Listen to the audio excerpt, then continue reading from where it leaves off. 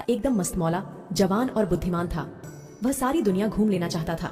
जग्गू कभी मैदान में होता तो कभी पहाड़ी पर, कभी नदी के किनारे मस्ती कर रहा होता तो कभी बेवजह दौड़ लगा रहा होता। एक दिन जग्गू मैदान में हरी हरी घास चर रहा था।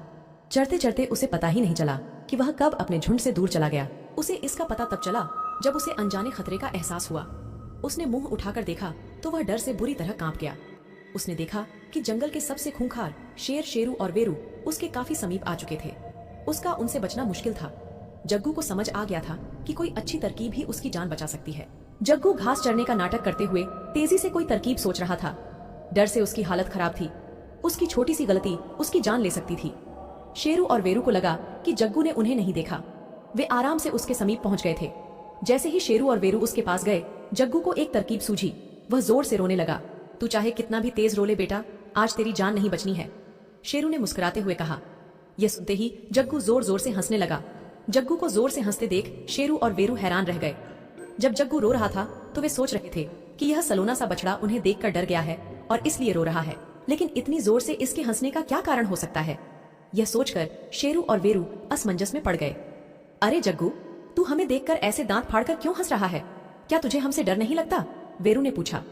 जग्गू अपनी हंसी रोकते हुए बोला, मुझे ऐसे शेरों से क्यों डरना जिनमें एक की पूंछ कटी है और दूसरे की लंगूर जैसी लंबी है। यह सुनते ही शेरू और वेरू अपनी अपनी पूंछ देखने लगे, लेकिन पूंछ तो उन दोनों की सही सलामत थी। शेरू ने उसे डपटते हुए कहा, अरे बछड़े, ये बता कि पहले तू रो क्यों रहा था और अब दांत फाड़कर तू अचानक हंस क्यों रहा है? जग्गू ने गंभीरता पूर्वक कहा, सॉरी अंकल, यह हंसने की बात नहीं है। आपको तलाशने के लिए मैं सुबह से जंगल में भटक रहा हूँ। इस कारण मैं अपने झुंड से भी बिछड़ गया हूँ। तू हमें सुबह से क्यों तलाश रहा है? वेरू ने पूछा। मैं आपको इसलिए तलाश रहा था ताकि मैं आप दोनों से जुड़ी बात आपको बता सकूं, लेकिन यह बड़ी मजाकिया है, उसने कहा। अब शेरू और वेरू का दिमाग पूरी तरह चकरा गया। दोनों सोचने लगे कि ऐसी क्या बात हो सकती है जो उनसे जुड़ी हुई है और इसे पता है, लेकिन हमें नहीं। वे अब जग्गू का शिकार करने की बात सिरे से भूल गए। शेरू ने बड़ी जिज्ञासा से पूछा, अरे जग्गू, अब बता भी दो, वह क्या बात है? जग्गू गंभीर होकर बोला, कृपया आप दोनों आराम से बैठिए और सुनिए। फिर जग्गू निडरता पूर्वक उनके सामने बैठते हुए बोला, आज रात मेरे सपने में वन देवता प्रकट हुए। उन्होंने कहा कि जंगल में कोई अनहोनी घटना घटने वाली है। तुम्हारे जंगल के खूंखार शेरू और वेरू शेरों में से एक की पूंछ कटने वाली है और दूसरे की पूंछ लंगूर की तरह लंबी होने वाली है। फिर तुमने क्या कहा जग्गू? शेरू ने पूछा। मैंने वन देवता से कहा कि महाराज, इससे तो हमारे जंगल की शान शेरा और वेरा की खूब मजाक उड़ेगी। वे तो कहीं मुंह दिखाने लायक भी नहीं रहेंगे। क्या इसका कोई उपाय नहीं है? तब उन्होंने क्या कहा? क्या उपाय बताया?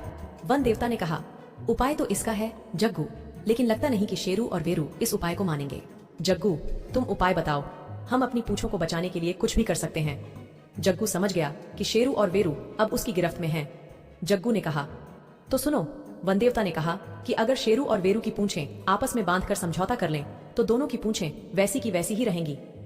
लेकिन ऐसे कैसे होगा जग्गू? शेरू ने हड़बड़ाते हुए पूछा। वन देवता ने बताया है, बस करना ये होगा कि सिर्फ 2 मिनट के लिए मुझे आपकी पूंछों में फंदा डालना होगा। 2 मिनट में पूंछें आपस में बात करके समझौता कर लेंगी। इतनी देर आप दोनों को अपनी आंखें और कान बंद रखने होंगे, जिससे न तो आप पूंछों की बातें सुन सको, न ही उनके इशारे देख सको। जग्गू, हम अपनी पूंछें बचाने के लिए तैयार हैं। तुम हमारी पूंछों में जल्दी से फंदा डालो, हम अपने आंख कान बंद रखेंगे। वे सहमत हो गए।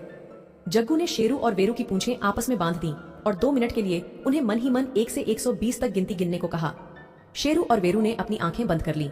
दोनों ने उंगलियां डालकर कान भी बंद कर ली। जग्गू मौका पाकर इन खूंखार शेरों से जान बचाने के लिए वहां से भाग गया और तब तक नहीं रुका जब तक अपने झुंड तक नहीं पहुंच गया। जब शेरू और वेरू ने अपनी आंखें और कान खोले तो उन्हें जग्गू दूर दूर तक कहीं दिखाई नहीं दिया। वे समझ गए कि जग्गू उन्हें उल्लू बना